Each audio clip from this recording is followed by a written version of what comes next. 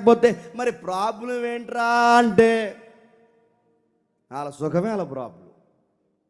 అందుకే చూడండి, శ్రమలున్న సంఘాలు బాగా వర్ధిల్లుతాయి, సుఖాలకు మరిగిన సంఘాలు చెప్పండి దినదినం సస్తాయి.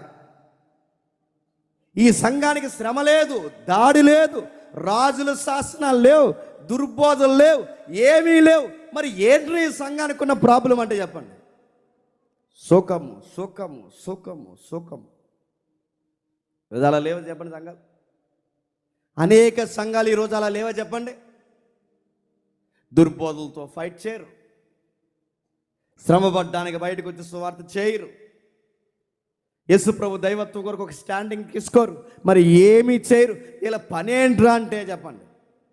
డబ్బులు బాగా పోగేసుకున్నారట, నెలాఖరులోనో వారం చివరిలోనో చెప్పండి ఒక లవ్ ఫీస్ట్ పెడతారట, ప్రేమ విందు,